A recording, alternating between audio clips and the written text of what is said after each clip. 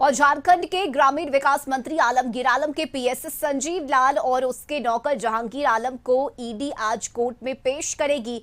दोनों की आज ईडी रिमांड की अवधि समाप्त हो रही है। जहांगीर आलम के आवास से 32 करोड़ 30 लाख रुपए बरामद हुए थे और मंत्री के पीएस संजीव लाल के कार्यालय से भी कैश की बरामदगी हुई थी। इस मामले में मंत्री आलमगीर आलम को पूछताछ के बाद ईडी ने गिरफ्तार किया और रिमांड पर आलमगीर आलम से पूछताछ की जा रही है। और आज संजीव लाल और जहांगीर आलम को ईडी कोर्ट में पेश करेगी, जहां से दोनों को ही न्यायिक हिरासत में जेल भेजा जाएगा।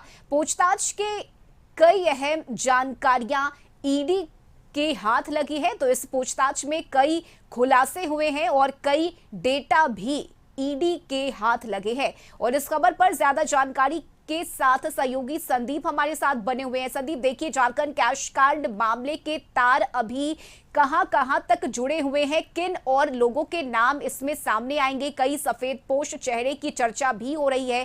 क्या पूरी जानकारी इस कैश कार्ड मामले को लेकर?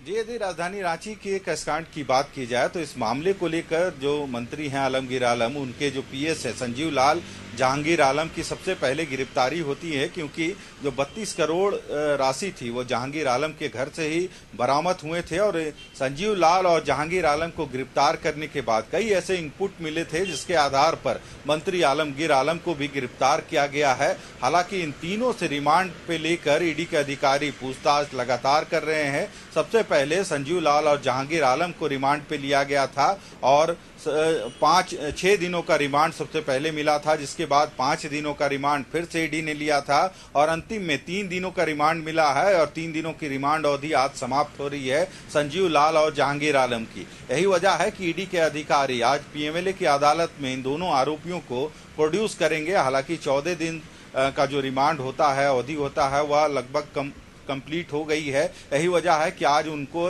रिमांड अवधि समाप्त होने के बाद कोर्ट में प्रोड्यूस किया जाएगा और कोर्ट से सीधे उनको न्यायिक हिरासत में भेज दिया जाएगा। तो इसके अलावे यदि आलमगीर आलम की बात करते हैं तो 6 दिन की रिमांड आलमगीर आलम से पूछताछ के लिए ईडी को मिली है, जिसकी मियाद कल यानी 22 मई को समाप्त होगी।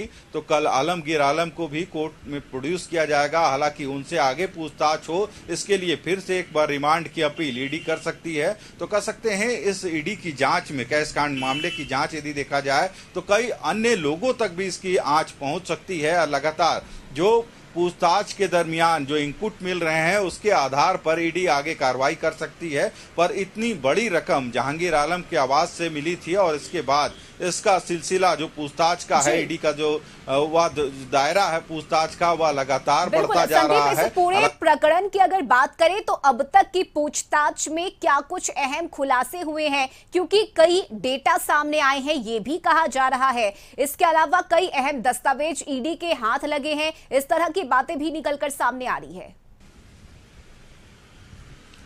जी, रिमांड की अवधि में जो इन आरोपियों से पूछताछ हो रही है उस दरमियान कई ऐसे तथ्य सामने आए हैं, चाहे कमीशन के खेल का बात हो या फिर जो पैसे का आदान प्रदान कमीशन के मार्फत से हुआ है। तो इन चीजों की भी ईडी जांच कर रही है और उन लोगों तक भी पहुंचने की कोशिश कर रही है जिसकी कहीं ना कहीं इस पूरे मामले में संलिप्तता है, चाहे किसी इंजीनियर से पैसा लिया हो या जो किसी काम के लिए कमीशन लिया हो। तो इस तरह की कई बातें सामने आई है। हालांकि ईडी ने अब तक इन चीजों को लेके आगे की जो पूछताछ है उसकी शुरुआत नहीं की है, पर 3 आरोपियों से लगातार जो पूछताछ हो रही है और उससे जो इनपुट मिल रहा है उसके आधार पर आने वाले दिनों में जो ईडी की जांच है उसकी आंच कई अन्य लोगों तक भी पहुंच सकती है। जी बिल्कुल संदीप, देखना होगा कि अभी ईडी की तरफ से जो खुलासे किए जाते हैं उन खुलासों में किन और लोगों के नाम शामिल होते हैं। बहुत शुक्रिया संदीप आपका तमाम जानकारी के लिए।